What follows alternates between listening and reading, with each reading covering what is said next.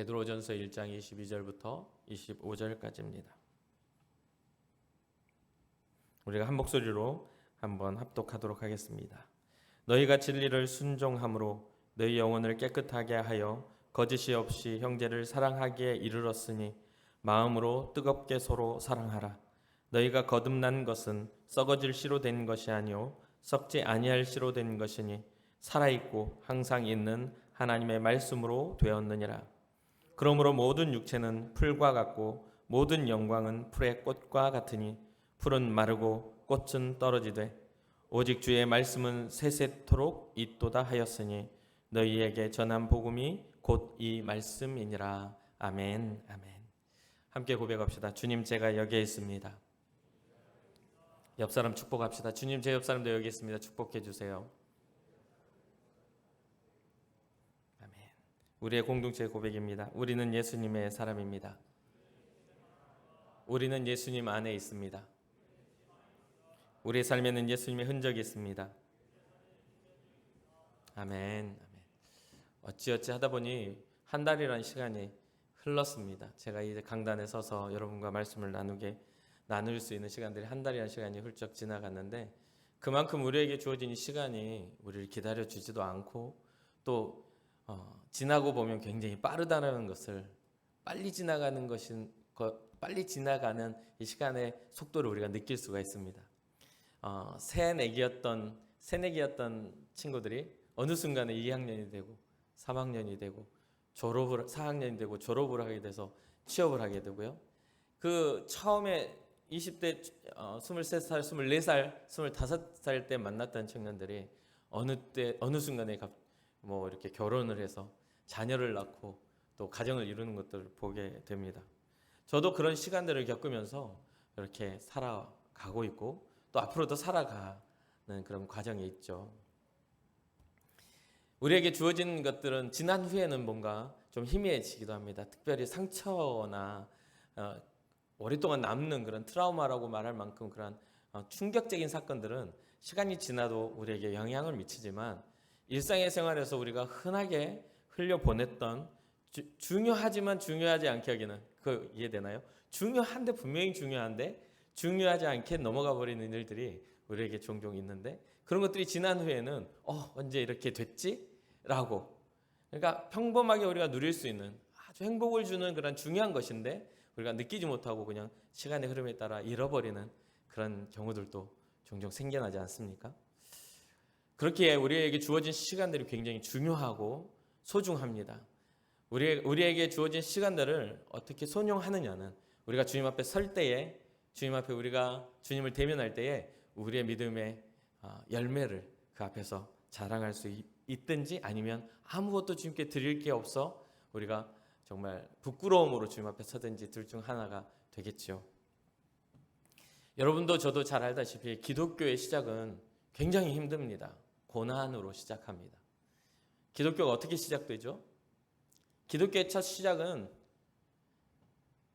유대인의 종교였던 하나님을 믿는 신앙이 예수 그리스도가 이 땅에 오심으로부터, 초림하신 예수님으로부터 기독교가 시작됩니다. 그 기독교가 그렇게 시작해요. 그러면 왜 고난으로 시작합니까? 왜 고난일까요? 하늘에 계신 영광을 가지신 하나님의 아들이 그 영광을 버리고 이 땅에 내려옴으로부터 시작하기 때문입니다. 모든 것을 주장하시고 주도하시고 다스리시는 그 하나님의 아들이, 영원하신 왕 하나님이신 그분이 이 땅에 인간의 몸을 입고 내려오는 것부터가 이미 고난이죠. 그리고 또 어떻게 고난이 진행됩니까? 인간의 몸에 우리가 당해야 할, 우리가 겪어야 할 모든 인생을 다 겪으시고 주님의 3년의 공생애를 이루신 후에 사람들을 통해 죽임을 당했어요. 죽임을 당했어요. 이게 고난이죠. 엄청난 고난을 통해 기독교는 시작합니다. 그런데요, 이 고난에서 딱 멈췄다면 기독교의 시작이 이루어지지 않았을 텐데, 주님이 십자가에 달려 돌아가신 후에 따라오는 무엇 때문에? 영광 때문에 이 기독교는 완전해집니다. 그 영광은 무엇입니까?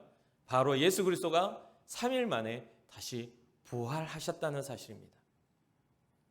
죄의 권세를 이기고 사망의 권세를 이기고 다시 살아나신 예수 그리스도가 우리의 구원자가 되셨기에 우리는 크리스천이 될 수 있었던 것이죠.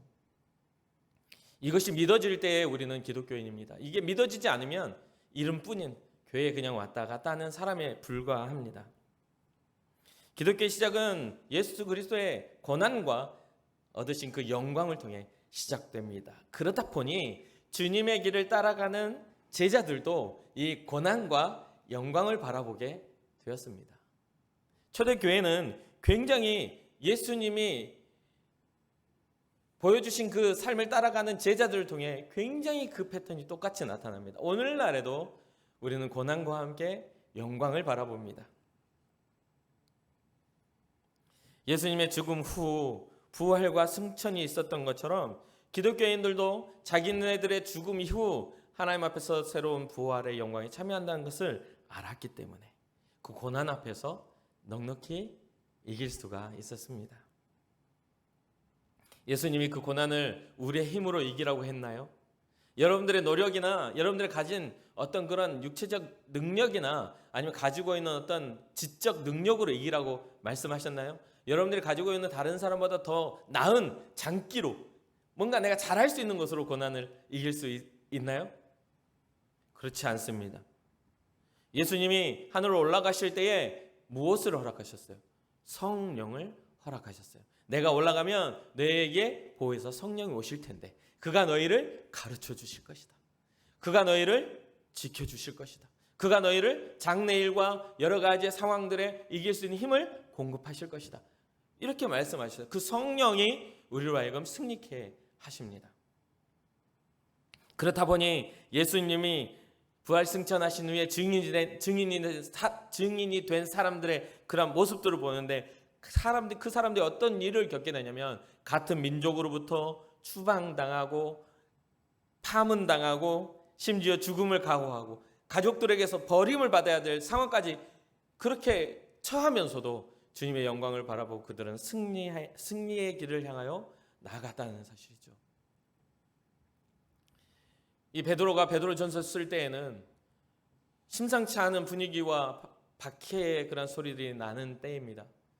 약 주후 60에서 65년 사이에 이 베드로 전서가 쓰여졌다라고 신학자들은 추정을 하죠. 베드로는 이 편지를 읽는 성도들에게 예수 그리스도로 산 소망을 가져라라고, 그래서 산 소망을 가진 너희는 끝까지 믿음으로 승리해라라고 말씀하고 있습니다. 그리고 베드로는 그렇게 바랬습니다. 이 소망은 영원한 유업을 얻게 하는 것이란다. 하늘에 하나님이 너희를 위하여 간직한 것이란다. 그리고 또 너희를 그렇게 구원하고 그 하나님의 나라 간직된 유업을 얻게 하시기 위하여 하나님이 능력으로 너희를 지키고 계신단다. 오늘 베드로전서 1장은 그러한 이야기를 담고 있습니다. 능력으로 너희를 지키고 있단다. 베드로가 이 서신을 쓸 때에는 이미 로마 안에 악의적인 소문들이 이렇게 막 퍼져나가고 핍박받는 그리스도인들이 생겨나고 있는 상황입니다. 그렇기 때문에 그리스도인들은 숨어 있어야만 했고 자기의 생명을 보존하기 위해서 정말 그런 어떤 믿음의 어떤 공동체를 서로 지키기 위하여 노력했어야만 했습니다. 그리스도인들은 자주 오해와 미움을 받게 되고 사회적인 약자의 위치에 서게 됐습니다. 자주로 그렇게 됐어요. 그래서 계속해서 핍박을 당하고 미움을 받았습니다. 이에 대해 베드로는 현재의 고난을 당하거나 앞으로 고난을 당할 모든 성도들을 이 베드로전서 1장에서 격려합니다. 베드로 자신도 바로 고난 뒤에 준비된 영광이 있으니 여러 가지 어쩔 수 없는 시험으로 인해 잠깐 근심할 수는 있지만 오히려 크게 기뻐한다라고 베드로가 고백하죠. 그러니 너희도 기뻐해야 한다. 주님의 이름으로 주님의 영광을 위하여 받는 그 고난은 너희에게 주님의 영광을 얻게 하는 고난이니까 기뻐하라.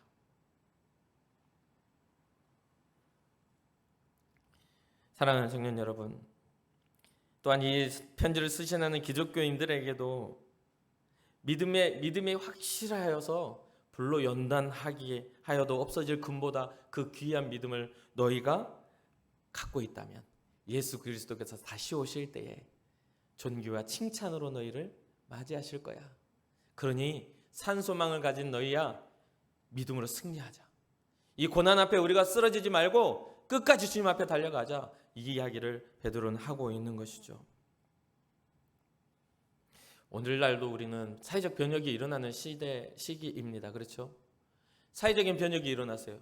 여러분들이 다 마스크를 쓰고 있는 것, 이거 뭐 계속 강조해도 이 시기가 지나가도 한동안은 계속해서 회자될 만한 그런 일이죠. 코로나 사태.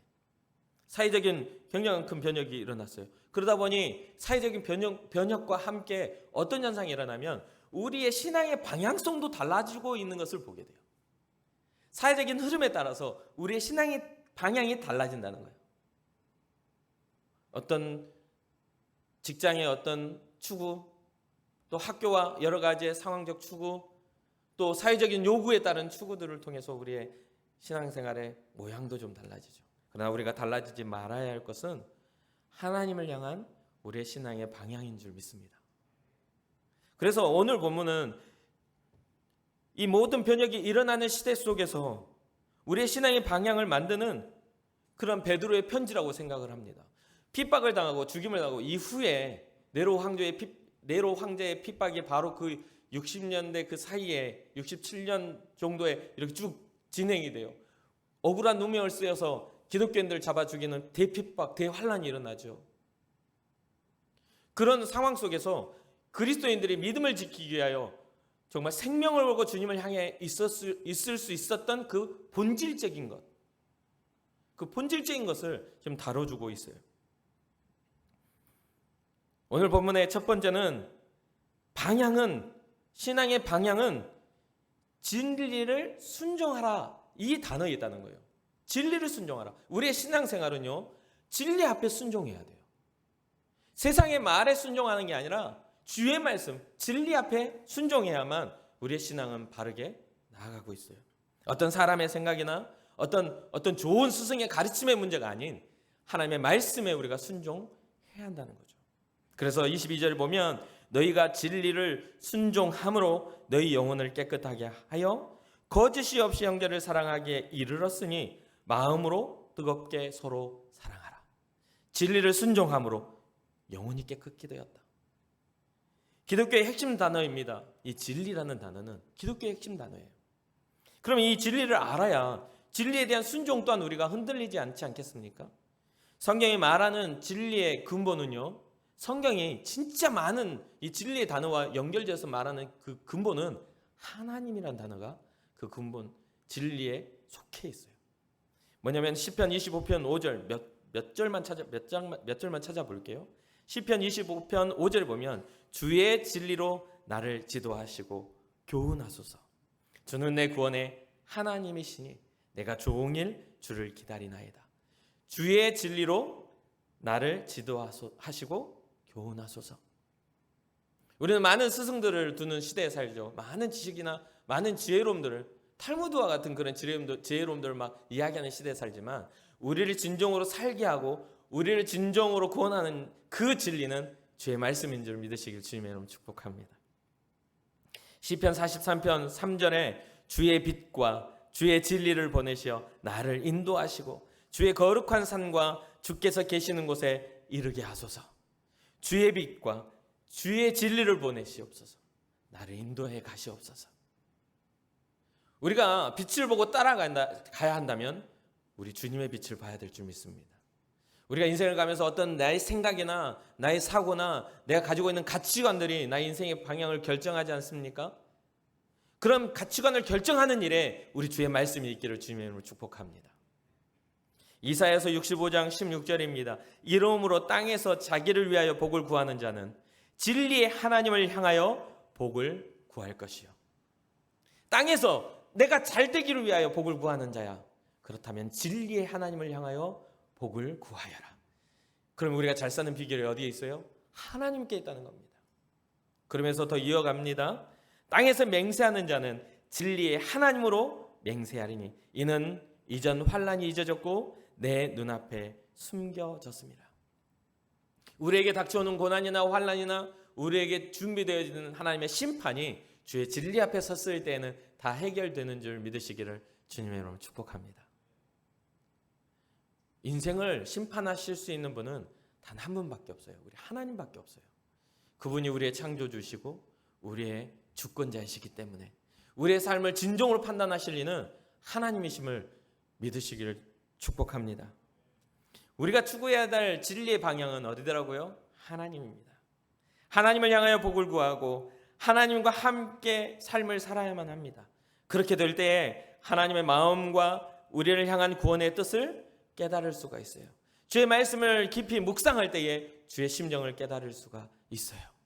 그냥 대충 와서 구경하듯 어떻게 되나 보자 하는 그런 정도의 신앙으로는 절대 하나님을 이해할 수가 없어요.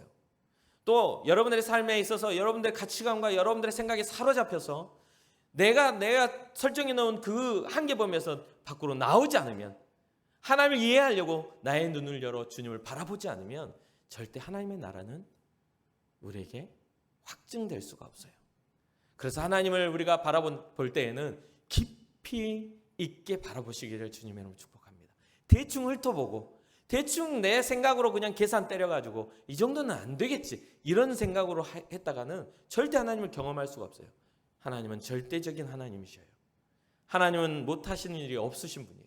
전지전능하신 분이에요. 모든 걸 알고 계세요. 그렇기 때문에 우리의 모든 것들을 주님 앞에 맡겨드릴 때에야 하나님이 우리에게 일하실 수 있어요. 간절히 찾는 자가 주님을 만나게 되는 것임을 믿으시기 바랍니다. 또 진리에 대해서 우리가 알 때 진리는 하나님이라고 말했죠. 그럼 그 하나님을 증명하는 게 뭐냐면 하나님을 증명하는 성령님의 역사입니다. 하나님의 영이신 성령님이 그 진리를 깨닫게 하신다는 거죠. 요한복음 14장 17절에 보면 그는 진리의 영이라 세상은 능히 그를 받지 못하나니 이는 그를 보지도 못하고 알지도 못함이라. 그러나 너희는 그를 아나니 그는 너희와 함께 거하심이요 또 너희 속에 계시겠습니다. 성령께서 여러분과 함께 계실 때에야만이, 성령께서 여러분들 마음속에 거룩한 영으로 임재하셔서 여러분들 가르쳐 주셔야만이 하나님을 아버지라 시인할 수 있는 그러한 믿음의 고백이 일어나는 줄 믿으시기 바랍니다. 요한복음 15장 26절에 보면 내가 아버지께로부터 너희에게 보낼 보혜사 곧 아버지께로부터 나오는 진리의 성령이 오실 때에 그가 나를 증언하실 것이요. 진리의 영이 오실 때에야만이 예수 그리스도가 증언되어진다는 것. 진리의 영이 오실 때야만이 예수 그리스도가 확증된다는 것. 지적으로는 알 수 있어요. 하라 하니까 입으로도 고백할 수도 있어요. 그러나 내 영이 주를 시인하기는 성령께서 일하셔야 된다는 것을 잊지 말아야 됩니다. 지적인 것과 입술의 고백의 그 부분이 아닌 어떤 나의 상황과 상관없이 우리 주님은 살아계신 하나님이시오. 나의 상황과 상관없이 우리 주님은 나의 죄를 씻으셨고 나를 위하여 십자가를 지시며 나의 아픔을 대신하셨어라는 그런 믿음의 고백이 일어나는 건 성령을 통해서만 가능합니다. 요한복음 16장 13절에 보면 그러나 진리의 성령이 오시면 그가 너희를 모든 진리 가운데로 인도하시리니 그가 스스로 말하지 않고 오직 들은 것을 말하며 장래 일을 너희에게 알리시리라. 진리의 성령이 우리에게 오시면 그가 모든 진리 가운데로 우리를 인도해 가신다고 해요. 그 모든 진리는 어디에 속합니까? 하나님이에요. 하나님. 진리의 성령님이 오셔야만이 우리가 주님의 하나님의 말씀 앞으로 우리가 나아갈 수가 있어요. 성령께서 일하시지 않으면 모든 말씀은 물음표밖에 안 돼. 다 의심이 되고 이게 과연 될까? 할 수 있을까? 이게 정말일까? 다 물음표밖에는 나오지 않아요. 그러나 진리의 성령이 우리에게 오시면 그 물음표가 과연 하나님이 나를 사랑하셨구나. 과연 하나님이 나를 지금도 기다리고 계시는구나. 과연 하나님이 나의 진정한 아버지가 되셨구나라는 그런 믿음이 진정으로 일어날 수 있다는 거죠. 그래서 베드로가 한 말이 뭐예요? 진리를 순종함으로 너희 영혼이 깨끗함을 입었다. 주님 앞에서 거룩한 자, 정결한 자가 되었다. 거듭나게 되었다. 새 사람이 되었다. 하나님의 아버지라 부를 수 있는 자가 되었다. 하나님의 자녀가 되었다. 이런 것들이 진리를 순종함으로 그 진리를 순종하면 이루어지는 거예요. 그러면 하나님의 진리의 모든 근본이 되시고 그것을 증명하시니가 성령님이에요. 그러면 진리의 실체는 무엇인가? 이 땅에 우리에게 진리의 실체로 오시니 예수 그리스도가 성경은 진리라고 말씀하고 계세요. 요한복음 1장 14절입니다. 말씀이 육신이 되어 우리 가운데 거하심에 우리가 그의 영광을 보니 아버지의 독생자의 영광이요 은혜와 진리가 충만하더라. 예수 그리스도가 말씀이었던, 약속이셨던 그분이 이 땅에 오셔서 실체가 되셔서 우리의 구원자가 되시는 거죠. 지금 우리의 신약의 시대에는요, 우리 기독교인들은요, 예수 그리스도로 말미암아 구원을 얻게 되었어요. 다른 이름은 없습니다. 다른 존재는 없어요. 그 자리에 앉아있는 모든 사람은 다 거짓말입니다. 이제는 완전하신 예수 그리스도가 이 땅에 오실 때 그게 증명될 거예요. 어떤 사람이라도 그 자리에, 예수님의 자리에 앉아있으면 그 사람은 거짓말쟁이에요. 그게 다 이단입니다. 다 이단이에요. 믿는 자들은 진정한 하나님의 아들, 영원하신 왕이 이 땅에 도래하는, 이 땅을 회복하시는 그때를 바라보며 살아갑니다. 그게 우리가 죽기 전에 이루어지지 않는다 할지라도 우리의 소망은 죽음 이후에 주님을 만날 그때를 향하여 우리는 달려간다는 거예요. 그렇기 때문에 다른 어떤 것에 현혹되지 마세요. 말씀 잘 가르쳐줬다고, 뭔가 체계적으로 가르쳐줬다고, 뭔가 이거 이렇게 아니면 안 될 것처럼 막 철저히 가르쳤다고 믿음 생기는 거 아니에요. 성령께서 진리 되신 예수 그리스도를 가르치실 때에야 우리는 진짜 신앙자가 되는 거예요.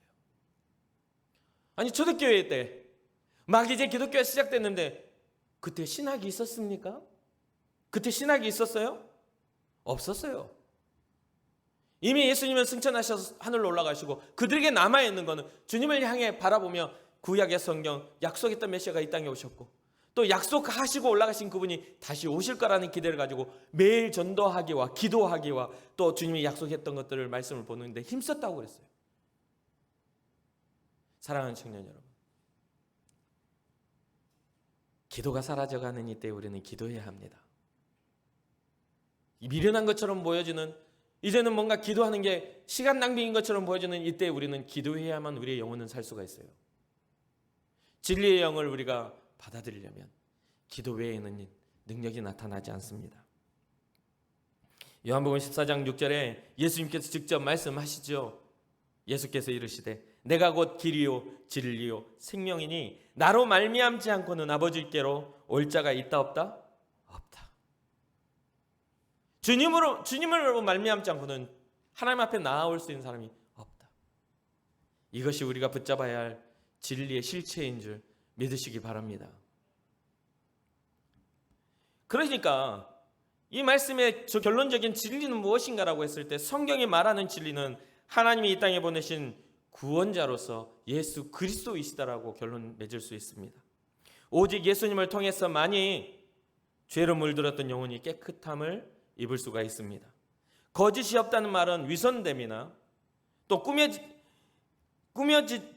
것들을, 꾸며진 일들을 하지 않는 것입니다. 위선하지 않고 꾸며지지 않는 말, 거짓됨이 없다는 것은요.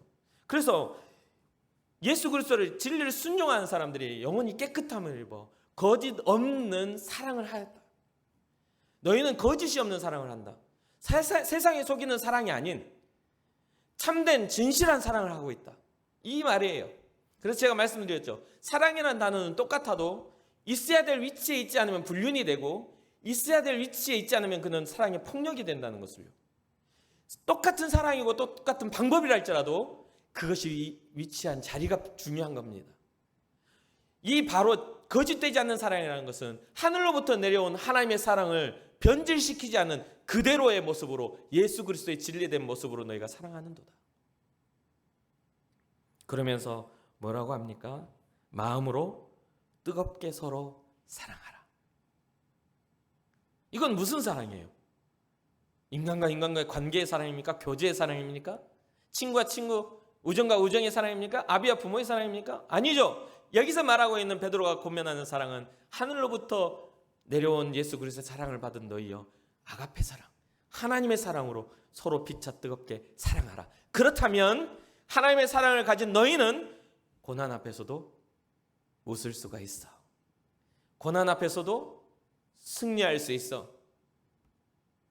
여러분들의 사람의 위로, 사람의 목사님이 잘했어, 훌륭해, 수고했어 이런 말 들으면 기분 좋을 수 있죠. 때로는 너 왜 그렇게 했어? 그렇게 하면 안 되는 거잖아. 책망받으면 시무룩해질 수 있어요. 근데 그건 사람의 이야기예요. 다 모를 수도 있어. 오해할 수도 있어. 열심히 안 했는데도 잘한 척 잘했다라고 말해줘야 되는 목사의 어떤 그런 양심을 버리고 여러분 상처 입히지 않기 위해서 칭찬할 수도 있어. 그러면 어떤 사람들은 내가 진짜 잘해서 칭찬받는 거야 라고 생각할 수도 있어요. 그러나 하나님은 본질적인 절대적인 칭찬을 하실 거라는 거죠. 본질적인 절대적인 책망을 하실 거라는 거예요.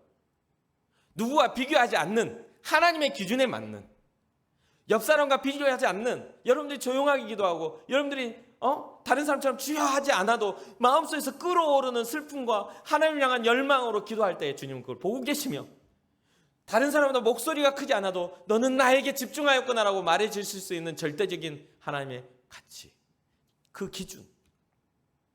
다른 사람보다 크게 기도하고 아와치 소리를 질러도 마음속에는 악독이 가득하다면 절대적인 하나님의 눈은 그 믿음을 이미 알고 계시다라는 거죠. 무슨 뜻인지 이해가 되십니까? 그러니까 우리는 주님 앞에서 이 진리를 세워야 돼요. 주님 앞에서 이 진리를 따라 순종해야 돼요. 하나님의 뜻을 따라, 예수 그리스도가 우리에게 허락하신 생명을 따라 우리의 삶을 살아가는 거죠. 그러나 혹시 여러분 중에 부모님 때문에 교회에 나와 있다, 혹시 여러분들 어쩔 수 없어서 이렇게 나와 있다, 지금까지 이러한 신앙을 혹시나 가지고 있다면 이제는 여러분들의 신앙을 하시기 바랍니다. 누군가를 통해서 주님을 보지 말고 내 눈을 들어 주님을 바라보고 내 마음을 열어 주님을 느끼시기를 주님의 이름으로 축복합니다. 마음으로 뜨겁게 사랑하라 라고 하는데, 이 베드로는요 로마 안에서 심상치 않은 이 분위기를 느꼈어요. 이때 당시에 베드로는, 결국은 이 베드로가 이 로마에서 약 65년경에 목배임을 당해서 죽게 되거든요. 65년에서 67년 사이에 바울과 비슷한 시기에 죽임을 당해요. 핍박의 시대가 일어나면서. 분명히 이 상황에 지금 심상치 않은 그런 상황을 느끼지 않겠습니까? 그러면서 베드로전서를 이 로마에 살아가고 있는, 로마와 주변에 살아가고 있는 사람들에게, 불특정 다수들에게 이 편지를 쓰고 있는 거예요. 서신을 읽는 사람들에게. 그래서 마지막에 뭐라고 쓰냐면 베드로전서 5장 12절에서 13절에 마지막에 이런 이야기를 해요. 내가 신실한 형제로 아는 실로 아노로 말미암아 너희에게 간단히 써서 권하고 이것이 하나님의 참된 은혜임을 증언하노니 너희는 이 은혜에 굳게 서라. 너희는 이 은혜에 굳게 서라. 그러면서 택하심을 받은 바벨론에 있는 교회가 너희에게 문안하고 내 아들 마가도 그리하느니라. 이때 당시 바벨론은 없어요. 그래서 신학자들이 어떤 이야기를 하냐면 하나님과 대적하고 있었던 이 로마를 이 은유적으로 이 베드로가 바벨론이라고 표현했다. 은유적인 표현으로 바벨론이라고 표현했어요. 그래서 그만큼 바벨론은요 항상 하나님과 대적하는 이름으로 등장하잖아요. 이 로마의 상황들이 하나님의 일들을 핍박하는 그런 일들로 가득 차 있었다는 것을 의미해요. 그만큼 악해지고 위태롭고 무서운 시간 속에 살아가는 너희여, 이 은혜 위에서 굳게 서라. 사랑하는 청년 여러분, 오늘날 우리의 신앙을 방향을 결정하려고 하는 세상의 문화 안에 그 누군가의 강요나 누군가의 그런 것들 상관없이 우리의 시선이 하나님 앞에 속해 있기를 주님의 이름으로 축복합니다. 어떤 사람들은 이런 때에는 온라인으로 드려야 돼. 직업적 특색은 인정해 드려요. 어쩔 수 없죠. 그런 것들은 생존의 문제들이고 그런 부분들을 어떻게 이야기하겠어요? 여러분들의 개인적인 신앙들이죠. 근데 그런 부분 말고 지금 여러분들이 나와서 예배를 드릴 수 있고 선택할 수 있다면 여러분들의 선택은 주님 앞에 나오기를 주님의 이름으로 축복합니다. 그리고 그런 믿음과 담력이 생겨나기를 주님의 이름으로 축복합니다.